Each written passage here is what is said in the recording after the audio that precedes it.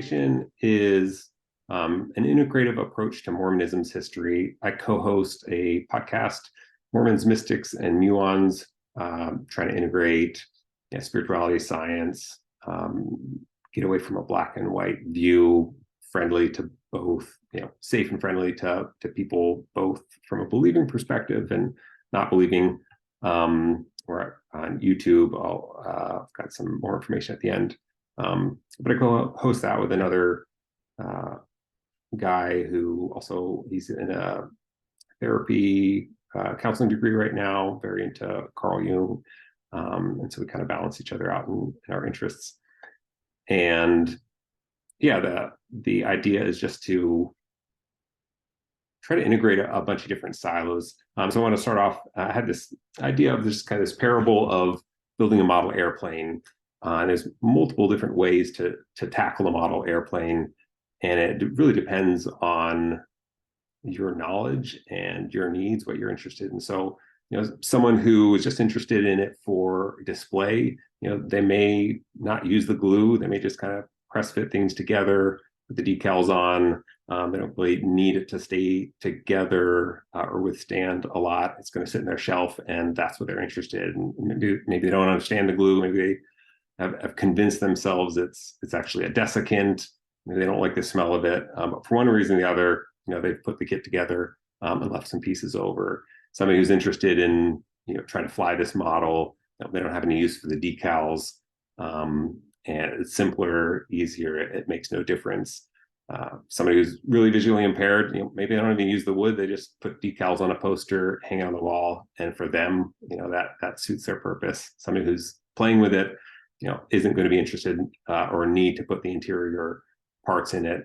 And for each of those different perspectives or silos, it fits the needs of that person. It kind of fits their knowledge. It's maybe more simple, but when one of those encounters the other, somebody comes over who's flying their models, comes over to the house with somebody who's, just has them on display. They pick it up and try to throw it, and it collapses, or vice versa. Somebody who's very interested in displaying them goes to somebody who's functionally using them and just sees no decals on it. You see this disconnect between the different use cases. It's the same model, but they're putting it together differently. And so all those above approaches, they're leaving parts on a shelf, leaving them unaddressed, whether it's for convenience or just not knowing how to use the different parts.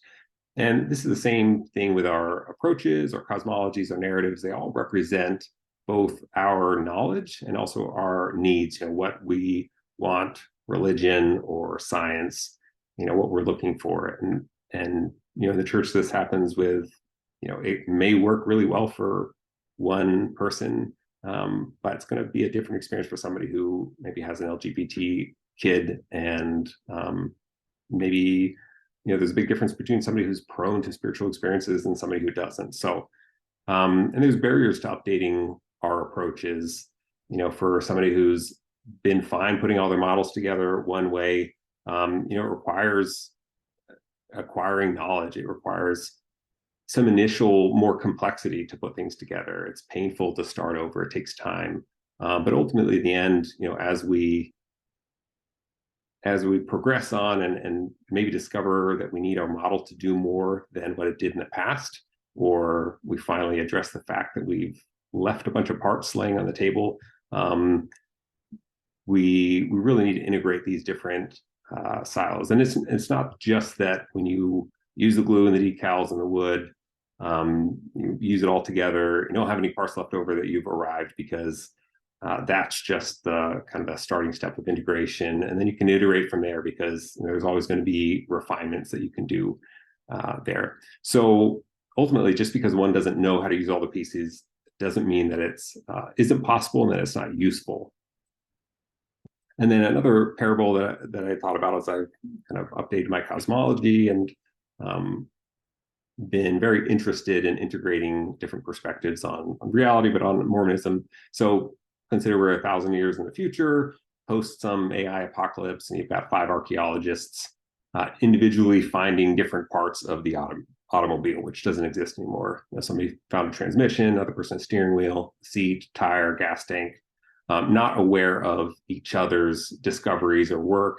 They're each going to find their part, and they're going to come to several possible different explanations. They're probably going to have their own favorite explanation, and they're going to spend their time and effort honing that explanation and trying to have some biases that they may not be aware of, finding things that will support that. Each of them in their silo, they're either going to be really strongly convinced of their theory, or they may come to the conclusion that it's just impossible to conclude the true nature of this artifact.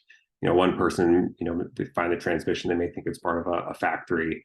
Another person with the steering wheel thinks it's part of a boat. Someone with a seat thinks it's part of a rocket ship. But they each may have multiple different theories. Polling those 5 different archaeologists will likely leave you convinced that there's no consensus or no ability to find a consensus, because these are all experts.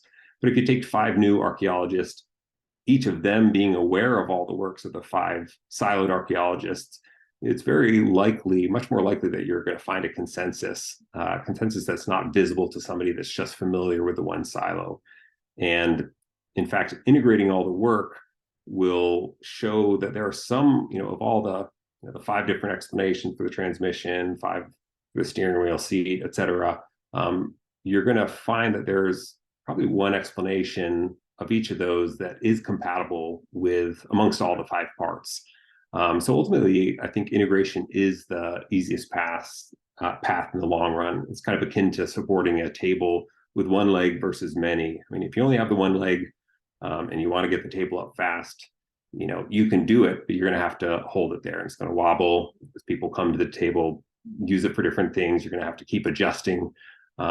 So actually integrating, finding more legs, it's difficult. You got to take the time to find the additional legs, but in the end, you're going to have a table that stands up without any outside support, and you may continually iterate those legs and strengthen them as you find more and more data.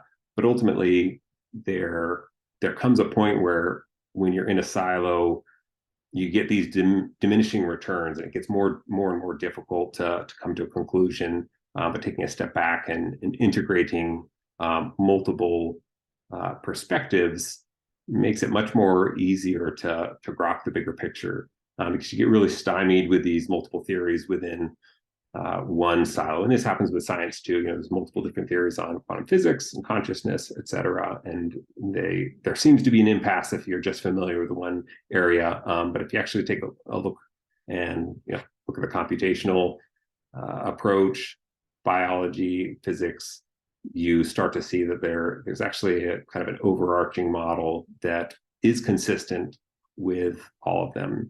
So you're leveraging your familiarity with the multiple silos to more easily find that signal amongst the noise. You more easily rule out theories that aren't consistent with the other silos.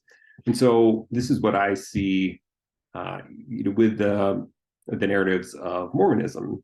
I read Method Infinite a couple months ago, which was amazing and really insightful, really brought to light for me just how deep the connections between Freemasonry and Mormonism is. I listen to Stephen Fleming's talk on Neoplatonism, and I think there's a lot of overlap between Plato, and there's kind of some thoughts that I had even before encountering his work. There's also just the spiritual approach that we probably all came from. It is what it is. The narrative is consistent. Joseph Smith was a prophet. All these things happen as they were recorded or claimed. The pious fraud, I think there's a lot of merit in that. The Entheogen theory. I read Cody Nakoni's book, and that was really helpful in me just understanding endogenous and exogenous altered states of consciousness. And then Michael Quinn's book on magic was also mind-blowing. But within each of these silos, Michael Quinn's book, it's fascinating that there's so much on magic, but no talk about kind of consciousness and psychoactive substances, which play such a large role of magic.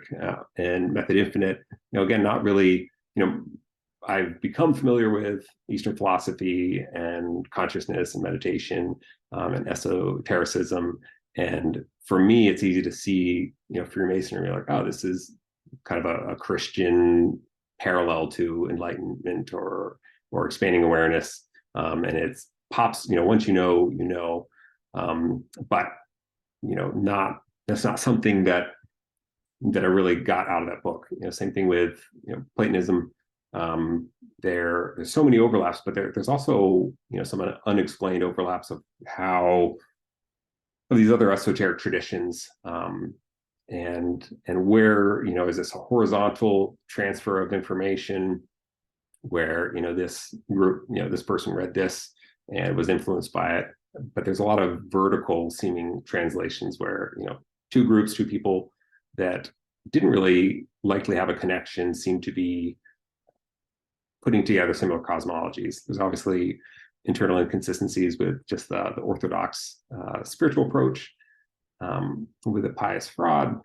I think, to me, it makes so much sense that Joe Smith really believed much of what he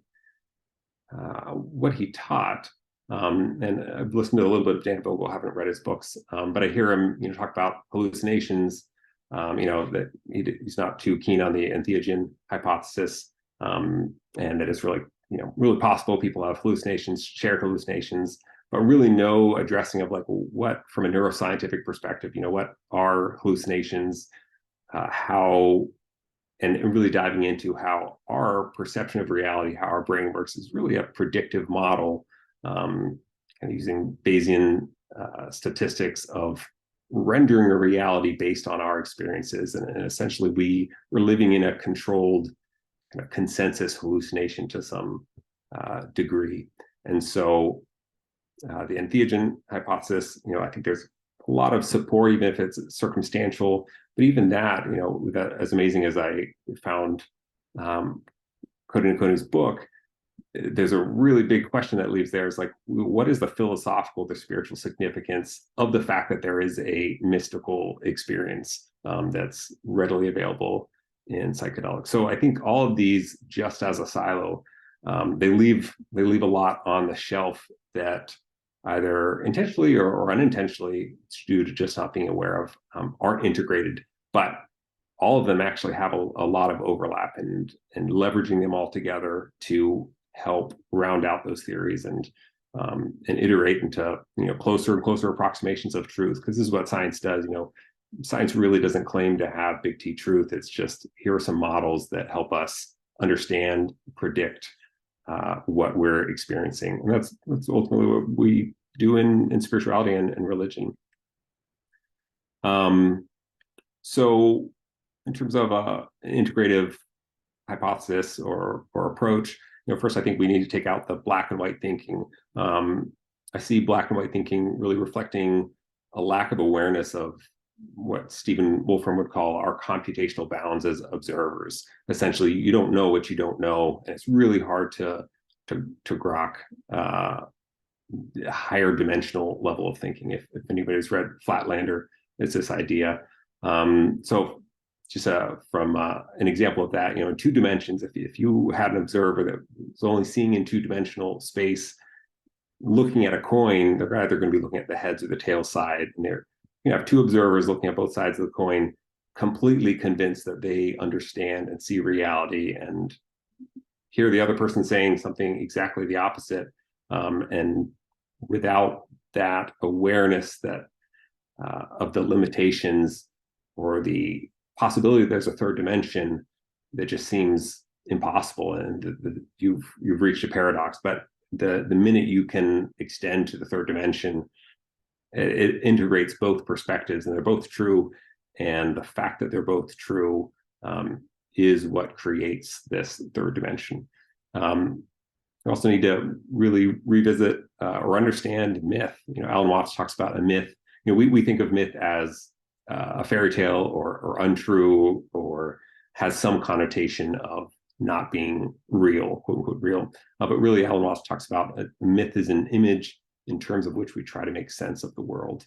And again, this is what science does. This is what religion does, but we're often not aware of that limitation, that we can't ultimately access big T truth. We're just going to approach it asymptotically. I think idealism plays a huge role in this. That's the perspective that I come at it from, which is a pretty hard shift from materialism. But idealism, the idea that monism all comes from one thing, and that building block of the universe is consciousness, and that through consciousness we experience matter. Similar to in your dreams, it's a conscious experience, and then through that experience of dreaming, you experience quote unquote matter. In that experience, you're absolutely sure that you experience matter, space, time. So idealism, there really is increasingly strong support from quantum physics, particularly quantum Bayesianism or cubism. Christopher Fuchs is the physicist, and that's a theory, a model that's gaining steam, and much more in the philosophical sense rather than the more materialistic sense. And Eastern philosophy, I think really is much more on the idealism side. Psychedelic research, also a lot of support as you analyze these experiences of people, both, that's what they're experiencing, and that's provides, I think, a useful explanation for what these experiences are and the overlap. Physics in general, and even now biology. I was listening to Michael Levin, some interesting conversations. He's a biologist at Tufts, again, coming from a computational background, computer science background, computer engineering, and doing some really amazing things on morphogenesis of how cells form a collective consciousness and are able to create the bodies that they do, and how instead of micromanaging things, there's kind of this Platonic or these perfect forms of templates that they're using. And so even in biology, if you look close enough, and the key here, it's not so much about learning that's the difficult part, it's the unlearning is the difficult part. But even in biology, you start to see the support for idealism. I think idealism is so important because it provides a framework that supports both materialism. It's not that it's idealism or materialism, but it supports materialism as a heuristic simplification. So kind of this Russian nesting doll where just like quantum, just classical mechanics, classical physics, it's not that it's not true once we discovered quantum physics. It's just that we have a simplification that is really useful depending on the scale, the size, what you're working with. And materialism as well, it's not that materialism doesn't work. It's just that there are things that it is failing to explain, and materialism does work as a heuristic simplification of idealism. But idealism also provides a framework for universal consciousness, some sort of concept of channeling, expanding awareness, connecting to some source consciousness. From I think a pretty logical perspective, where you don't really have to tread in much of the woo, and you can still use it to come to some, I think, significant and helpful theories and models. And it also serves as an explanatory path for spiritual as well as paranormal phenomenon. I never really gave much thought to alien encounters, non-human intelligence, but as that's coming out more in the news, I realized, these are very much more easily understood and integrated into logic and science.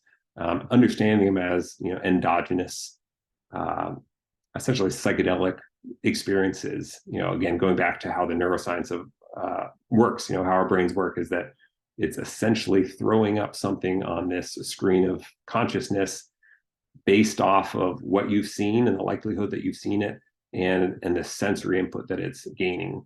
And so when you get sensory input that doesn't match what you've experienced before in your life, your predictive model pulls from myth, from fiction.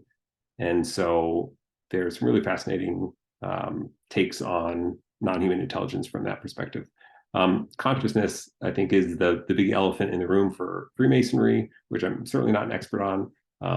Occultism, magic, and Entheogens. So, this is the common tie that Freemasonry, from my exposure to it and reading Method Infinite, I was like, oh, this is an approach to expanding consciousness awareness, achieving higher states of conscious development, as well as, I read Brian Morescu's Immortality Key, which makes I think a really powerful case for the use of psychedelics as the original sacrament and its role in Christianity and religion throughout the world. So I think seeing the overlap in consciousness, because it is such a difficult silo, and it's kind of the Wild West, the frontier in science, and it's often not brought up. Michael Quinn's not going to bring it up in his book. And so it makes sense that, we do need to develop these silos individually, but we also need to start transitioning to models that integrate them together and use all the parts in the kit. Also, quantum physics, in one sense, it's a lot weirder than you think, but actually it's also much simpler. Again, this goes back to the big task is the unlearning of how we, everything that we've come to understand, is taking a step back and questioning, well, is this a simplification of something that's actually, is it a simplification of a deeper fundamental truth? And ultimately, it's really not, it's moving away from the study of subatomic particles and much more towards a philosophical matter that is just most easily teased out at that level, because it's much easier to see at these subtle levels. This is something, though, that often triggers people. People are triggered by the woo, particularly really materialist and logical. I find people that have kind of swung away from spirituality and religion, really critical of Deepak Chopra or people, within kind of New Age groups. There's a lot of, I guess, appropriation of quantum physics. But it's interesting because those that are triggered by that woo aspect really don't understand, don't understand quantum physics, and as well as the history and just how woo its founding fathers were. There are a lot of idealists there. Max Planck said, consciousness is behind everything. Schrodinger, very, very interested and integrating Eastern philosophy with his science. And a lot of these insightful discoveries, came from woo experiences. And then entheogens, we're going through a psychedelic renaissance. And so it's bubbling up more and more, but it's really a rabbit hole that you really need to explore until you confront and, I think, address a few things. One, the philosophical significance of mystical experiences, as well as the overlap between endogenous and exogenous experiences. Research is really showing that the exogenous, substance experience is very, very similar, whether you're talking about fMRI or qualitative a description of the experience, to endogenous experiences, whether it's religious or non-religious, but fasting, sensory deprivation, meditative states. So why is there that overlap? And then I think you can follow that and really start discussing the integration of science and spirituality. So too often, I see people say, oh, yeah, the first vision makes sense because he was just on mushrooms. And for people that don't, and many people in Mormonism is pretty cloistered away from any real substantive experience with altered states of consciousness due to the prohibition of so many substances, other than the spiritual experiences and that type of altered state of consciousness. And so for a believing member, somebody who's really orthodox in their belief, to hear somebody else say, oh, the thing that's most precious to you is the result of what they probably think is an illegal, immoral drug that they don't know anything or much about, really doesn't help either side come to understanding or further this understanding of spirituality, religion, Mormonism, what really happened. So with that in mind, kind of the 30,000-foot view, and I've got this in the second episode of the podcast and on Substack, and really dive more into kind of explaining all these silos and how they integrate. But, I think to me, it's pretty clear that Joseph Smith experienced expanded states of awareness, mystical states, whether it's endogenous, exogenous, whether it's from dissociative conditions resulting from childhood surgeries. I read pretty good. The Sword of Laban I found a fascinating book on that from a psychoanalytic view, but I found lacking because it really only relied on that view. But some fascinating things written by a plastic surgeon who had a lot of experience with kids who experienced significant trauma through burns. So whether it's from dissociative conditions resulting from that, entheogens, it doesn't really so much matter in the end, especially if you're aware of the research of how much overlap there is. I think I think it's clear that there are some Platonic ideas or this mystical experience, things, fundamental quote unquote truths that are filtered through his brain, his traumas, his beliefs. And this is how psychedelic experiences, mystical experiences happen. There's I think a really helpful model of our brain as a filter. And so these experiences, they often, they'll pick up and use the constructs that we have in our head. And that's why in these mystical experiences, Hindus can see Hindu gods and Catholics see the Virgin Mary. So you really applying that to Joseph Smith and thinking about his traumas throughout his life and how that influenced what seems to have happened, I think is really helpful. To me, I think it's clear that he believed it. To what degree? Again, I don't know that it so much matters, but I think that it's really, I think it requires a fair amount of cognitive dissonance to really approach it from as a full-on fraud, from a narcissist. I think the Book of Mormon, in many ways, is very ununique, in that there's a lot of similar works that, surprisingly, Mormons aren't really familiar. I'm surprised that Unibile's kind of challenge has been so uncontested or easily accepted, because there are so many similar books. And Radio Free Mormon did a excellent piece or maybe Mormonism Live, just comparing automatic writing. But I think the Book of Mormon really is helpful in that it's a really excellent peek into his psyche. If you see the themes in his life and how they manifest in the Book of Mormon, especially when you consider the automatic writing, if you're not viewing it from a metaphysical perspective, it is used in therapy and is often a reflection of the individual's subconscious.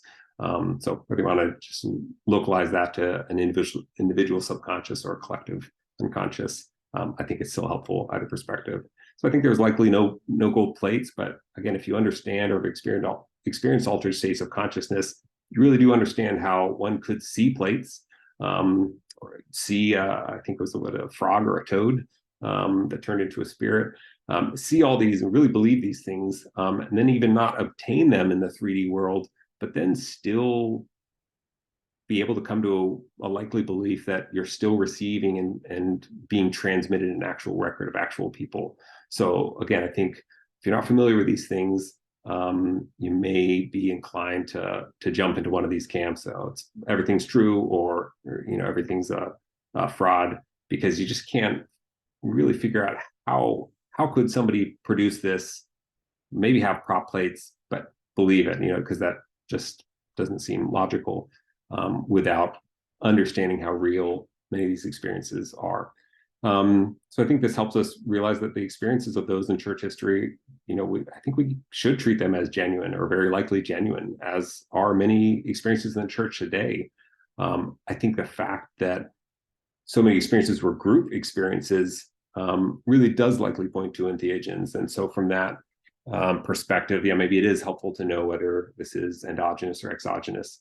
But it's much harder to produce shared alter states of consciousness without, exogenous means. But so I think that, but I think it's really, I think we're just trading one shelf for the other when we switch and say, well, all of these early Mormons, this was a made-up experience, or they must be in cahoots. And I think that's not something that really is addressed in, CES letter or the most common approaches to deconstructing or diving deeper into Mormonism's history. Well, I think Mormonism was originally original Mormonism was an impressive integration of esotericism. And I think it's a really excellent case study on some of these things like automatic writing or entheogens as a sacrament in religion. I do think it was poorly integrated. Stan Groff talks about the shamanic initiation crisis when he talks about the spiritual emergencies, and I thought a lot about Joseph Smith during that. But one of his keys is, if you go through the shamanic initiation crisis, where you descend into hell, the key is coming back and integrating yourself back into society. And I think, what we see happening towards the later end of towards the end of Joseph's life, I don't think that was fully integrated. He was fully integrated back in.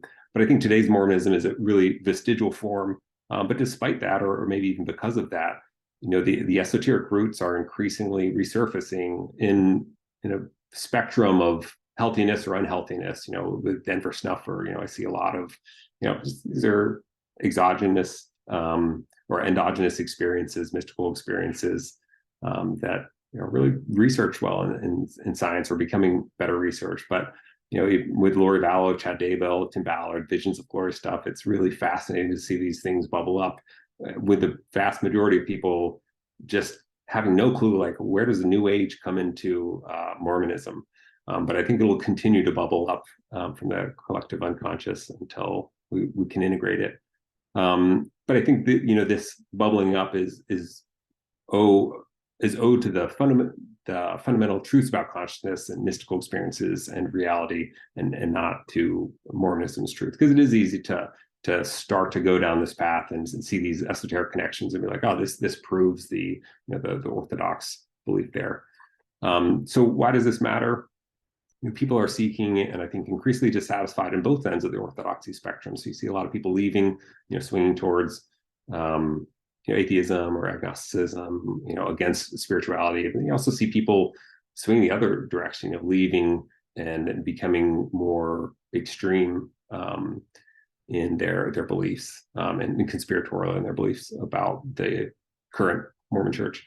Non-ordinary states of consciousness, they're not discussed in Western culture, or they haven't been very much, and are very much pathologized. And so increased polarization, guilt and shame, trauma, from religion, these all create often a pressure towards altered states of consciousness or towards disillusioned. And, over and over again, I think we're seeing people in spiritual emergencies with these altered states of consciousness and very unable to integrate them. That was part of my journey, was experiencing things that were really bizarre that I had no awareness of, or way to contextualize, but luckily I had a friend that was very familiar with this realm, and was a very beautiful learning experience and growth experience for me. But again, these are things that we talk about, and if we do talk about that, they're within the context of often either psychopathology or religion, spirituality, or religion. So I think people, I find, often end up either, one, experiencing really difficult non-ordinary states of consciousness without the proper container to integrate, ending up very vulnerable to extremism. I had two guys from my mission that created a cult and married each other's kids, and they're now in jail. Their story, again, involved synchronicities, bizarre, altered states of consciousness, thinking like, well, there must be a reason that it's happening to us. We must be prophets. Or the other path, I think they get disillusioned and unfortunately swing, fully from religion, even against spirituality, into science, which seems like a safe haven, but science is having its own, crisis. I think in quantum physics and in AI, it's not as safe a ground as we might think. So I think the current narratives are really siloed, either promoting a really literal view or utilizing a really simplistic alternative element to explain things away, be it narcissism, Freemasonry, Entheogens, elevation emotions, trying to resting, that whole table on that one leg, and often, unfortunately, dismisses spirituality, which we're learning is a key part of mental health and our experience as humans. And so then this is finally, this is kind of some more the details or I think the breadcrumbs that, if you look at things, require a more integrative approach, because just looking at one of these silos, it's hard to really explain all these things. So these are some of the things from that Substack piece of the episode 2 of the podcast. So there's a lot of overlap between what was known about the Eleusinian mysteries during Joseph Smith's time, which likely involved Entheogens, and the temple endowment that he instituted, as well as the overlaps with Freemasonry. The Eleusinian mysteries were even mentioned in The Messenger and the Advocate in 1837, although critically.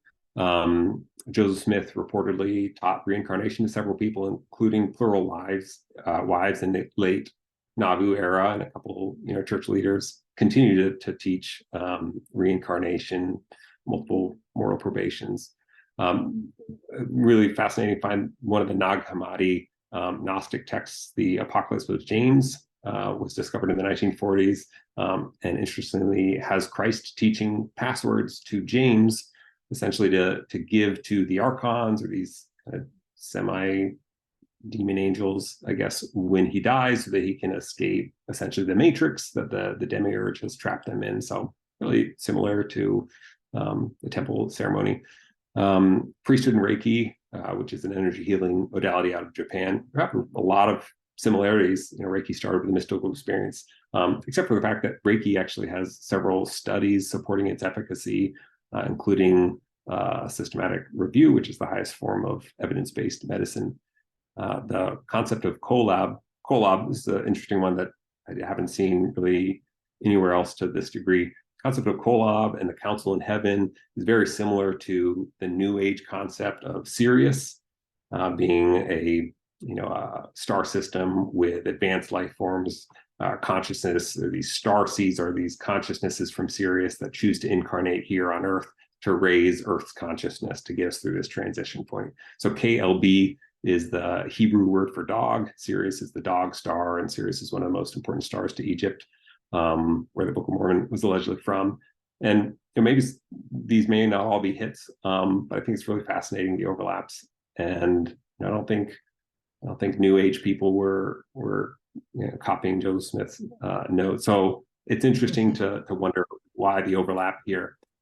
Early church leaders were really animistic in their views. A lot of talk about Earth being a living organism, the sun being a living organism. The concept of Zion being one heart, being of one heart and one mind, really similar to other spiritual and scientific teachings of collective consciousness. Patriarchal blessings are really similar to the New Age concept of Akashic records or channeling in general. I've got friends that read Akashic records and definitely can tell that they really believe what they're doing. They're not frauds, not doing for money. I've had some interesting experience with those. There's also an interesting fMRI study where they took Brazilian, I think, spirit writers, I forget the name, people that wrote communicating, saying they communicate with spirits, and on the fMRI, the motor and the language centers of their brain essentially diminished, shut down when they were doing what should be requiring the activity of those areas.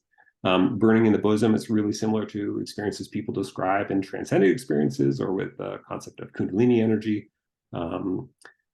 And so that's, I just think it's important to try to integrate these things. And there may be plenty of things that I put together that need iteration. But I think as we try to integrate these and use all the parts in the kit, that we'll get more and more internally consistent models that can help us understand and help people navigate faith transitions, navigate their personal journey towards meaning. And ultimately, I think through this approach, there's actually a lot more similarity from all the sides. There is an overlap in the Venn diagram. So we've got the podcast, I said, it co-hosts Mormons, Mystics, and Muons. It's on Apple, Spotify, and YouTube. Episode 2 is really the episode that goes over this kind of whole narrative.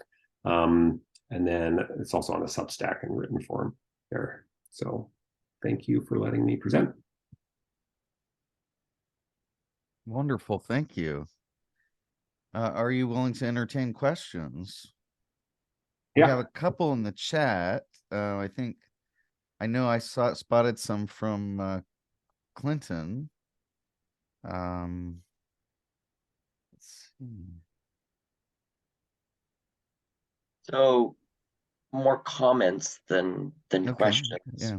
So one of the things you brought up was the shared vision experiences that existed in kind of the corpus of Joseph Smith's history, right? And one of the things you suggest, and I don't suggest that you're wrong here, but you suggested that they're best explained through Entheogens, right? Entheogens. One suggestion here would be, I think you would find interesting, is an exploration of the Western mystery tradition of path working, because these type of shared experiences, especially in those type of works, are very, very common. Having experienced a couple of those type of sessions, 20, 30, 40 people having very similar experiences and visions through path working without the use of drugs is very common.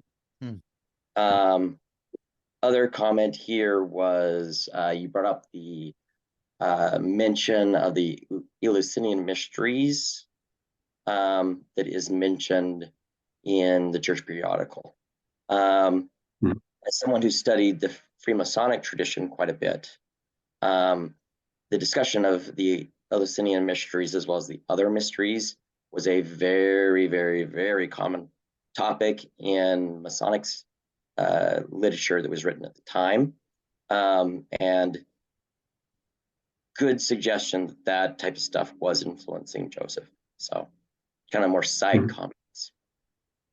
Yeah, and I definitely think that shared altered states of consciousness, are a thing. And you see it. I'm not an expert in any way on, like non-human intelligence, alien encounters, but I'm convinced that many of those fall under these type of experiences, and that often happens. I don't think it's too common that non-human intelligence, alien encounters involve substances. So I think it's definitely possible. I think there's, again, this is kind of approaching integrating multiple styles. I think there's other circumstantial evidence or facts that, in Kirtland, they've got people that are in different states of consciousness for like a day or two, which I think is consistent with Datura, which is used in, spiritual work in indigenous cultures. So yeah, I don't think that we will, or I don't know that we'll have direct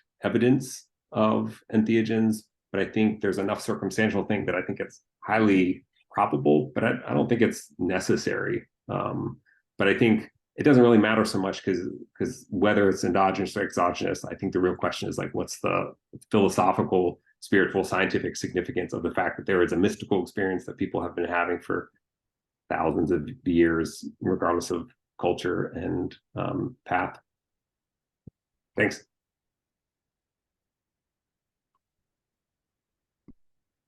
Other questions? Alex Criddle had an interesting comment in the chat. I mean, Alex, do you want to say anything more about that to the group than the little snippet you put in the chat? I'm not quite sure what more to say. Okay. Other than, I mean, we've got a few leads that I'm working on tracking down on things that we can physically test for the substances. And I mean, I think, yeah, Don Bradley talked about this in our mutual Sunstone presentation this past July, that we're hoping to eventually do archaeological work to test to see if Amanita muscaria was present on the Smith family farm in Tunbridge, and so that we can link their Lucy's experience that we think was likely Amanita muscaria with the presence of it there. But so we've got all sorts of lines of physical evidence that we're trying to track down. Yeah. And to connect it all together, Brian Murarescu's Archeologist will hopefully be your archaeologist in testing that kind of material. So Andrew Coe. So that's exciting. The sooner that happens, the better. Is he the guy? Was he on Mormon Stories, Andrew Coe? No. He's just he's a archaeologist who works at the Yale Peabody Museum, and he's spearheading an initiative to study ancient pharmacology and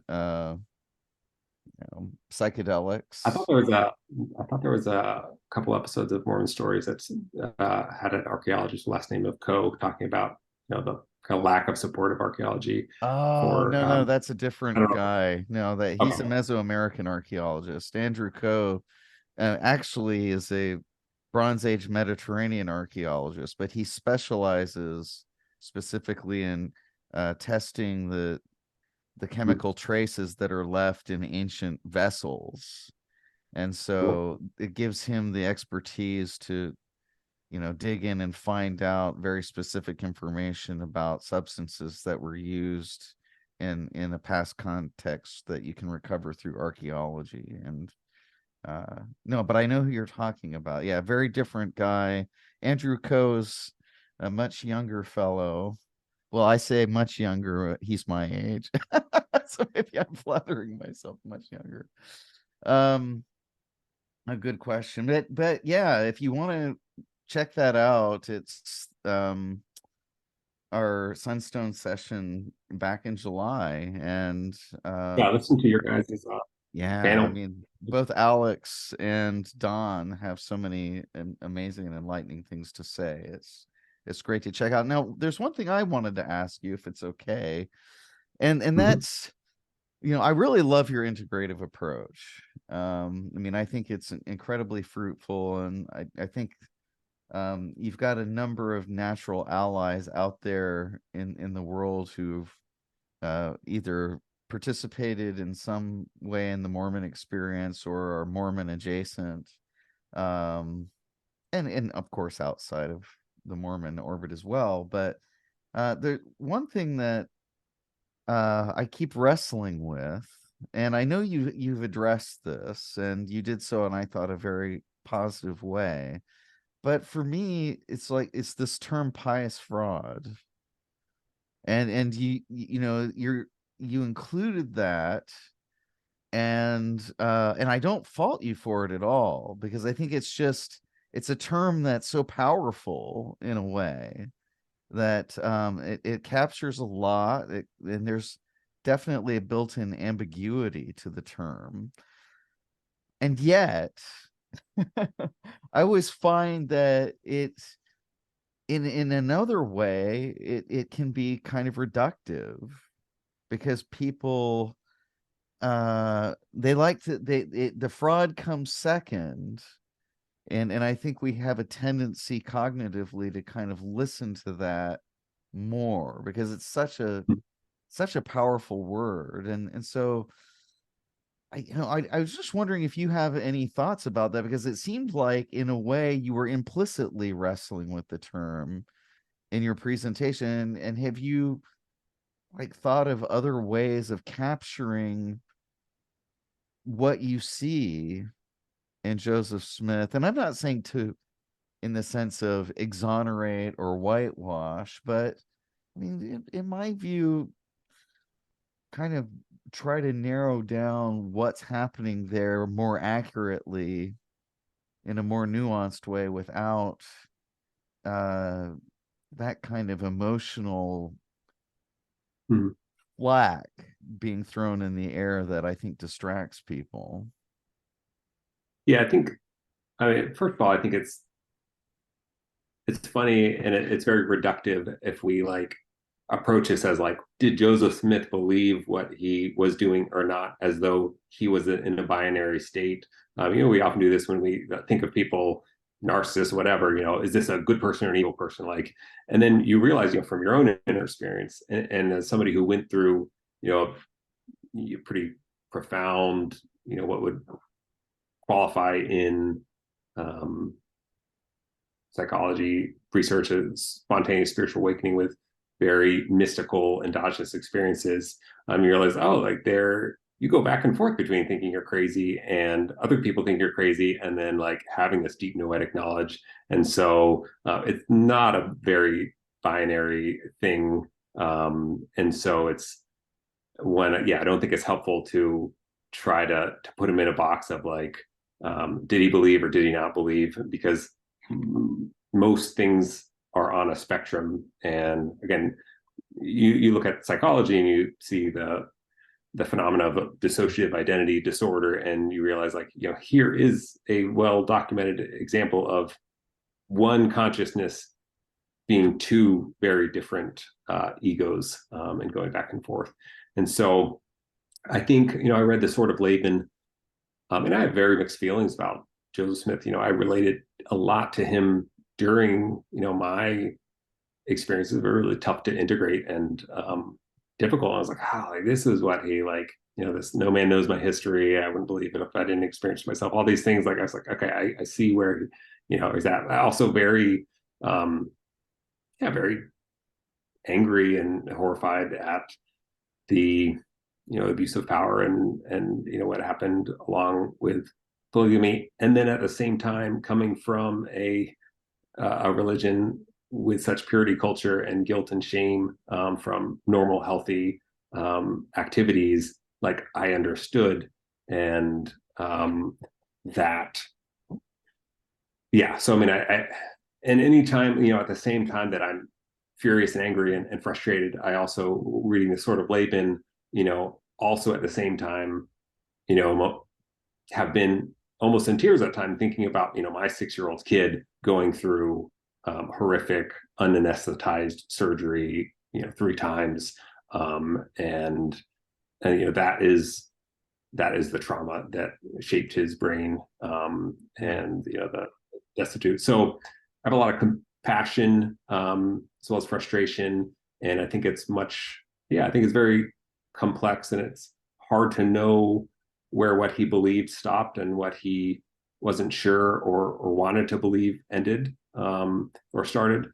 And the more you know about narcissism, which, I think he definitely had traits, and that's also something that, as somebody with people close to me that have that, it also comes down, I'm very compassionate about that. It comes down to shame, and self-worth, but familiarity with that from a psychological and, attachment perspective. You see how, the things that they say the most and are other things they're trying to convince themselves the most of. I read one of the legal things on Tim Ballard, and it ended with like the top, the most common things that Tim Ballard would say. And if you read them and realize like, these are the things that he's trying to convince himself of, because he needs these things to be true. He needs these things to be true so that he feels okay. So yeah, I think it's a spectrum and changing probably from moment to moment. But I think that understanding consciousness, understanding mystical experiences, psychedelic experiences, endogenous or exogenous, allow us to at least have another alternative of, this is how somebody can be experiencing something that feels and seems realer than real. And actually, according to, science, neuroscience, and philosophy, like, what is real anyway? I think that it at least allows us to have a middle ground or open up more possibilities. Yeah, and I think I very quickly moved to allowing others to chime in and ask their questions. But I had this conversation with Don Bradley years ago, and I think he almost got, at the time, he got really angry with me but over time he forgave me for it because he is a wonderful person. But I kind of pushed back at him at the time, and you have to understand that his views have changed very much. He was really enamored of, like, diagnosing Joseph Smith as a narcissist, but let's all forgive him, for that. Because, and I'm not saying that you're doing that. Let me also make sure that I understand that as well. But I do find is one of the characters that I'm currently studying a lot. I'm a Roman historian, and I'm studying probably the most psychologized emperor in all of Roman history right now, Caligula. And, there are articles written with all of these theories about what caused Caligula to be crazy. And as a point of fact here, if you understand ancient historiography, you'll come to the conclusion very quickly, and that is the art of writing history as it was practiced in the ancient world, that you can't rely on anything that these guys are saying, that in the way that you would reduce them to data that you would crunch into a psychological manual, a DSM or something, and say, oh, well, we can see that Caligula had these specific diagnoses. And that is because, and this is, I think, a huge point to mull over for all of us as we study these things, is that the terms that we apply are really a product of our own historical horizon. They're the way that we understand the world. And that's not to say that they're utterly random and valueless, but I think it can temper our confidence. And really, you have to excuse me, Gabe, when I say this, because this is not a rebuttal of you or a response to what you said, but it's more of me musing here right now with terms like pious fraud or with terms like narcissism. We've come up with these terms, and they have a surprising moral punch to them, right? Because what people want to do, and I understand because I've been there. I was raised LDS, mission, temple marriage, all that stuff, is that we want to find good and reject bad. And it's interesting how even terms that we think are scientific or, based in rationality can very quickly justify us in saying Joseph Smith bad, which is not at all the topic that you're talking about. You're actually doing the exact opposite. And yet it's interesting to me that the power of these terms is, in a way, grudgingly acknowledged by you.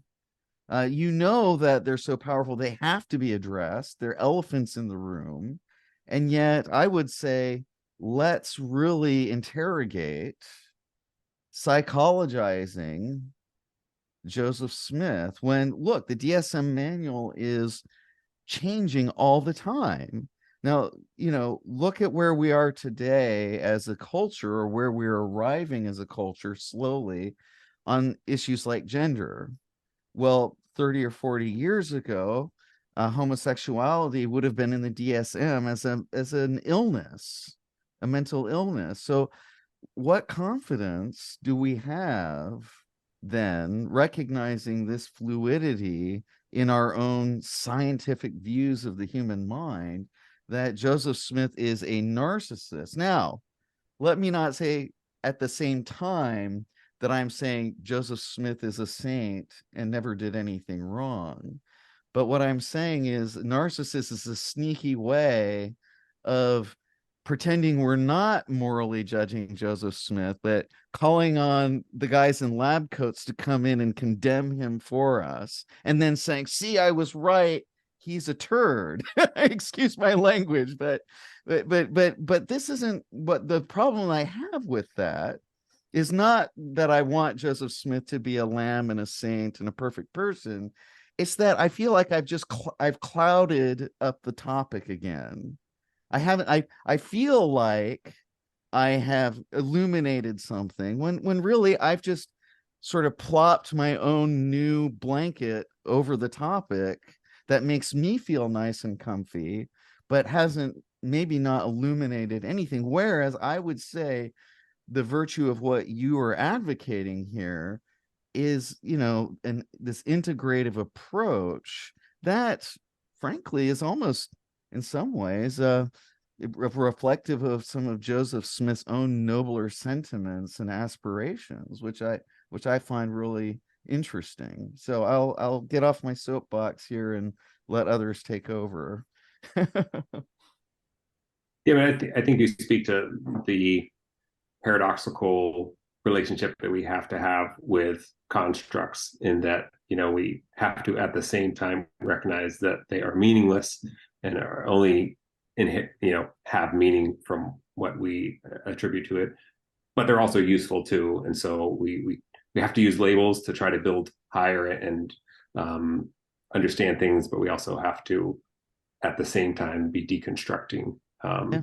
And so, yeah, I think there's two approaches to quote unquote truth too. There are people that have abandoned any attachment to what they want to be true, what's convenient to be true, what eliminates suffering for them, and they will do their data collection to support what they want to be true. And that's how I approach my doubts often, up until a certain point. And then there's another approach where there's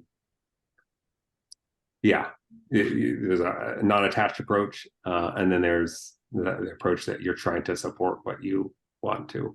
And I like that non-attached, because I think and this is just a very general comment that I probably speaks as much to the health of one's own psychology as anything else.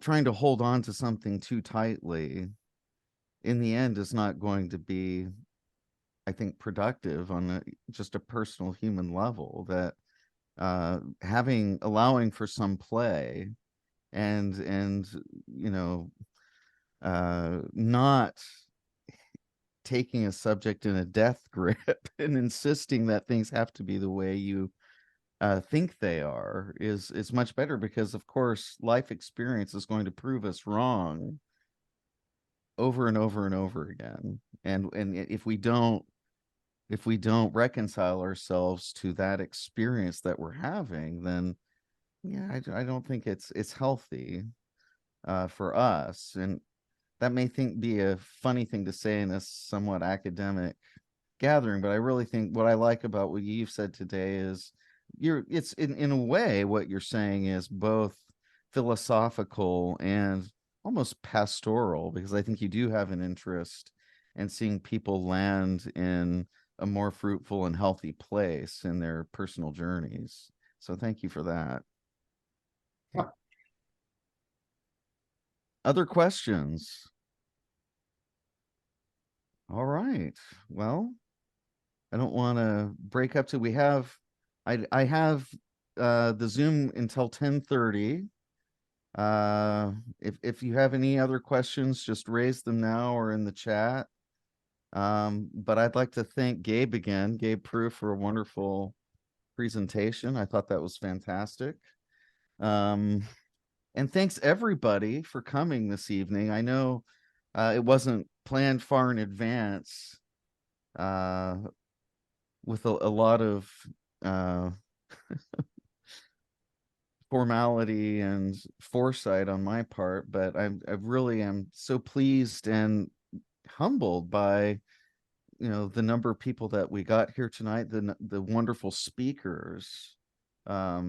Each installment we've had, and we've had a few now, has been really a revelation to me of all that has been done that I've been unaware of, all that continues to be done and will continue to be done, to really kind of open up our understanding of the Mormon tradition, past, present, and future. Because I think that Mormonism is understood within this sort of Western esoteric or just generally esoteric construct